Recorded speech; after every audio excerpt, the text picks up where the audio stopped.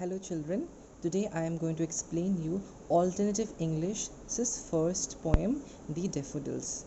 And The Daffodils is written by William Wordsworth.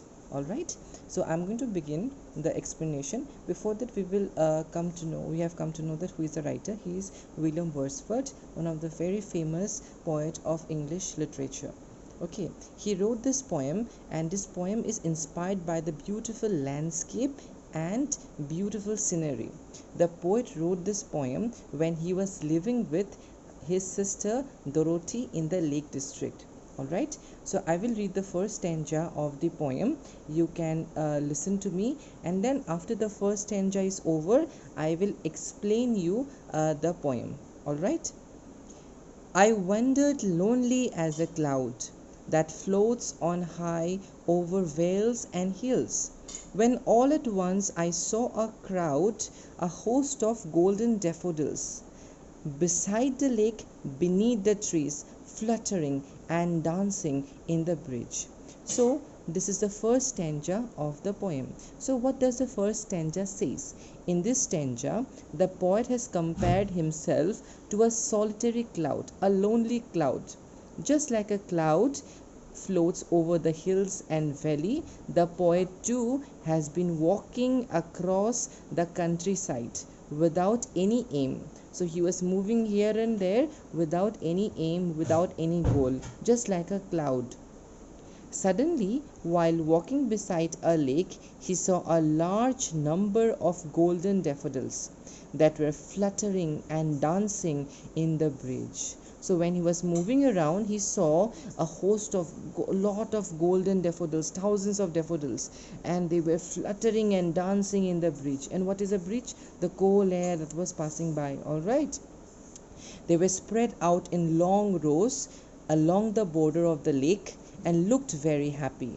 So they were stretched for a non-ending line, and they were looking very happy. The beautiful flowers were looking very happy.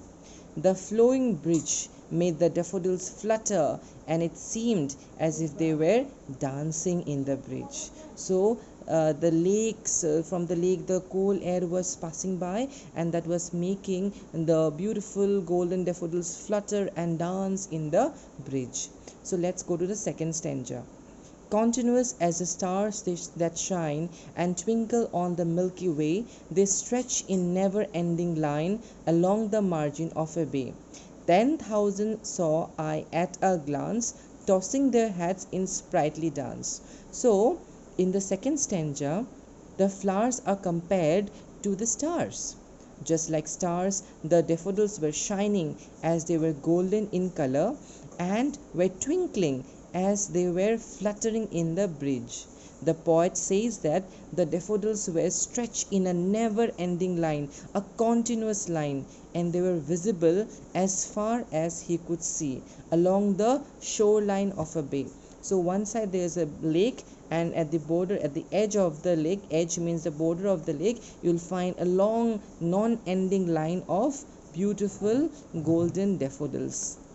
The poet further says that the daffodils were tossing their heads like this, tossing their heads as if they were dancing in happiness. Just the way I am smiling and tossing my heads, the daffodils were also tossing their heads, smiling, and they're tossing their heads with happiness in sprightly dance.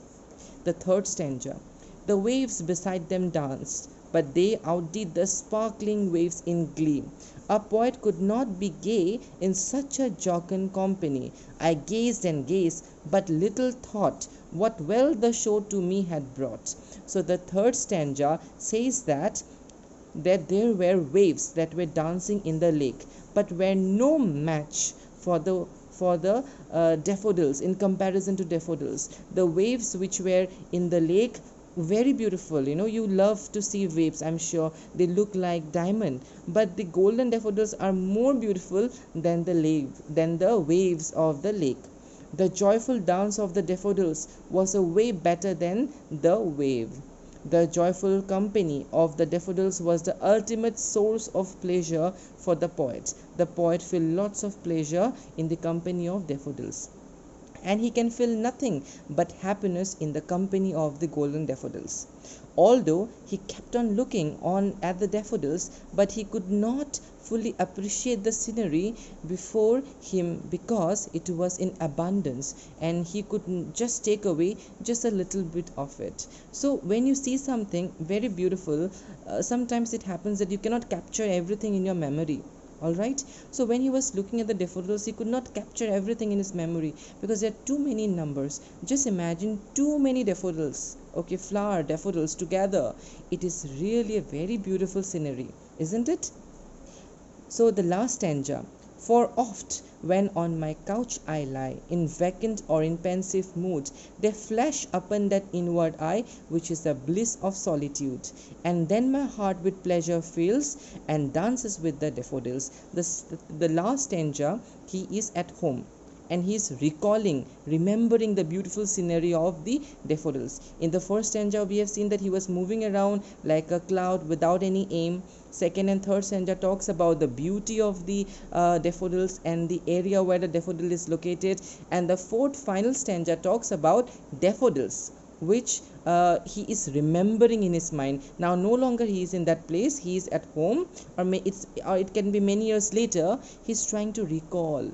Now say for example, you have not met a friend for a long time, but somewhere his image is in your mind, yes or no? Similarly, your mind is like a camera, it can hold the picture. So he was trying to recall, remember the beautiful daffodils, understand? And the last stanza says that whenever he lies on his couch means sofa, and is in low spirit, when he is sorrowful, when he is very sorrowful, sad, the sight of the beautiful scenery of the daffodils flashes in his mind, and he becomes and that image becomes a source of joy in his solitude, in his loneliness. When you are lonely, when obviously one day or the other you will be lonely, so whenever you are feeling lonely, I'll tell you definitely something beautiful. If you remember, your loneliness will fade away. When you are lonely, always remember that there are so many good moments you have passed. So try to remember those good moments and your loneliness will pass away. Do you understand? Similarly, when he was lonely, solitude, all alone, he remembered the golden daffodils and forgot all his pain of his life. The memory of daffodil takes away all his sorrows and boredom, thus making him happy, and it seems to him as if his heart is dancing with the daffodils.